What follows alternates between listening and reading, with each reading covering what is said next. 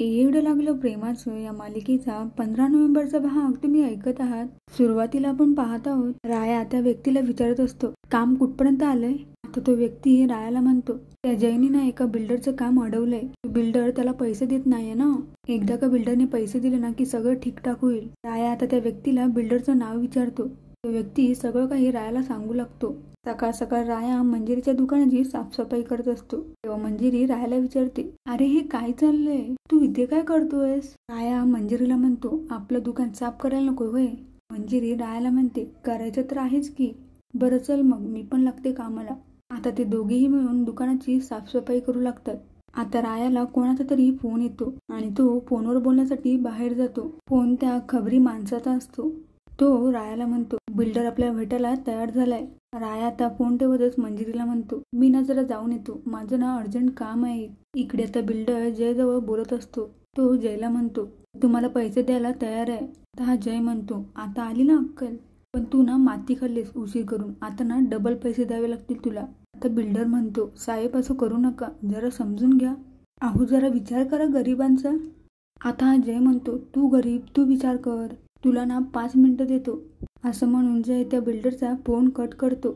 बिल्डरच्या गाडी मागे बसून राया हे सर्व ऐकत असतो। बिल्डर रायाला म्हणतो, आम्ही तयार नाही झालो म्हणून त्यांनी रक्कम दुप्पट केली आणि मला नाही वाटत त्यांना पकडता येईल राया भाऊ। रक्कम ना मोठी आहे आणि रिक्स पण तेवढीच आहे। राया त्या बिल्डरला म्हणतो, हा बोल त्याला। बिल्डर म्हणतो, अहो काय बोलताय तुम्ही। राया पुन्हा एकदा म्हणतो, रक्कम मोठी आहे तेव्हा डायरेक्ट हातामध्ये देणार, असं बोल तू त्याला। बिल्डर आता रायाला म्हणतो, पण काही प्रॉब्लेम नाही होणार ना। तेव्हा राया त्याला म्हणतो, टेन्शन घेऊ नको, तुला काय बी होणार नाही आणि त्याची जबाबदारी माझी, तू लाव परत त्याला फोन।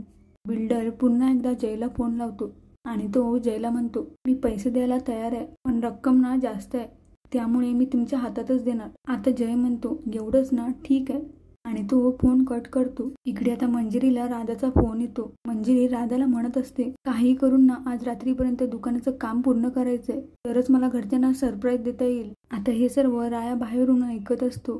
तो मनातच म्हणतो, मला बी तुझ्या चेहऱ्यावरचा आनंद बघायचाय आणि ना तू आता बघच, मी जीजी समोर त्या जयचं खरं रूप आणणार। त्याच वेळेला जीजी ही मंजिरीला फोन लावत असतात। जीजी आता मंजिरीला म्हणतात, मी सगळे साडी खरेदी करायला निघालोय, तू येणार आहेस ना। तेव्हा मंजिरी म्हणते, मला नाही जमणार, मी ना जरा कामात आहे। जीजी म्हणतात, अगं असं काय करतेस, एवढं महत्वाचं काम आहे। मंजिरी मनातच म्हणते, कसं सांगू जीजी, ते तर सरप्राईज आहे ना। जीजी आता मंजिरीला म्हणतात, बरं बरं तू तुझं काम कर, आम्ही ना तुला साडींचे फोटो पाठवू, मग तुला जी आवडेल ना ती सांग हा तू आम्हाला। मंजिरी आता जीजींना म्हणते, तू ना तुला आवडेल तो शालू घे, तसंही तुझी निवड पसंत आहे मला। मंजिरी आता जीजींचा फोन ठेवते आणि विठुरायाजवळ हात जोडत म्हणते, विठुराया या एका रात्रीत दुकानाचं काम पूर्ण होऊ दे। आता राया लगेचच आतमध्ये येऊन मंजिरीला म्हणतो, अगं का नाही होणार, तू म्हणशील तसं होईल, तू ना टेन्शन घेऊ नको। तर मंजिरी रायाला म्हणते, अरे पण कसं। राया आता मंजिरीला म्हणतो, तुला बघायचंय का, तू आता शिटी वाजवतो। रायाने शिटी वाजवल्यावर टिपिकल आणि डंकी तिथे येतात।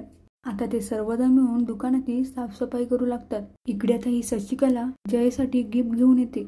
जय आता शशिकलाला विचारतो, हे सर्व जाऊ दे, पण लग्नाची तयारी कशी चालू आहे। तेव्हा शशिकला म्हणते, जोरदार, अरे आता खरेदीलाच गेलो होतो, तिथूनच तुला हा कुर्ता आणला।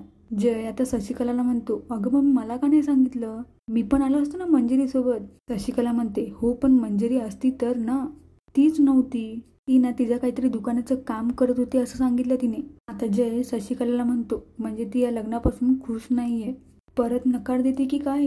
आता शशिकला म्हणते, असं का वाटतंय तुला। आता जय शशिकलाला म्हणतो, काही करून ना हे लग्न झालं पाहिजे, तू एवढं काम कर माझं, तुला ना कधीही कशाची कमी पडू देणार नाही मी। शशिकला जयला म्हणते, मला ना तुझ्याकडून काही नको आहे, फक्त ना या मंजिरीला तुझ्याकडे घेऊन जा, म्हणजे माझा ना सुंटी बसून खोकला जाईल, म्हणजे एका मांडवामध्ये तुझंही भलं आणि माझंही भलं।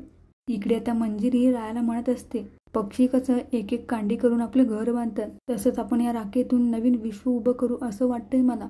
आता राया म्हणतो, वाटतंय काय वाटतंय, आपण करणारच आहोत। मंजिरी आता हसतच म्हणते, तसं झालं ना तर जीजी आणि नानांना खूप आनंद होईल। मंजिरीचा असा निस्वार्थपणा पाहून राया मनातच म्हणतो, कसली हाडामासाची बनलीस ग मिसफायर तू, जेव्हा तेव्हा डोक्यात फक्त असतं दुसऱ्यांचा विचार, अगं स्वतःसाठी कधी जगणार आहेस की नाही। खरंच नशीबवान आहेत नानाजीजी, आजकालच्या जमान्यात अशी लेक मिळणं म्हणजे भाग्यच आहे। थोड्या वेळाने मंजिरी घरी येते। आता ती एकटीच काळोखामध्ये बसलेली असते। ती स्वतःशीच बोलत असते, अजून किती अंधार होणार आहे माझ्या आयुष्यात. तेवढ्यात तिथे राया येतो आणि तो पंती लावतो. पंती तो मंजिरीला देत म्हणतो, तुझ्या आयुष्यात कधीच अंधार येणार नाही मिस फायर. मंजिरी आता रायाला म्हणते, हे सांगायला तू घरी घेऊन आलास मला? खरं सांगायचं तर हे सगळं करायची माझी इच्छाच नाहीये, पण दुकानाचं काम झालं ना म्हणून मला खरंच आनंद होतोय. असं वाटते नानाने दीदींच्या चेहऱ्यावरचा आनंद पाहण्यासाठी थोडेफार रोषणाई करायला पाहिजे होती. आता राया मंजिरीला म्हणतो, आता ना सगळं भारी होणार. आतापर्यंत तुझ्या आयुष्यात ज्याने अंधार आणला त्याचं नाव आहे जय घोरपडे. विठुरायाची आण घेऊन सांगतो, त्याला सोडत नसतो मी. आणि प्रेक्षकांनो, अशा प्रकारे आजचा हा भाग इथे संपला आहे. जर काही व्हिडिओ तुम्हाला आवडले असेल तर व्हिडिओला लाईक नक्की करा आणि अशाच मालिकांचे अपडेट पाहण्यासाठी चॅनलला सबस्क्राईब नक्की करा. धन्यवाद.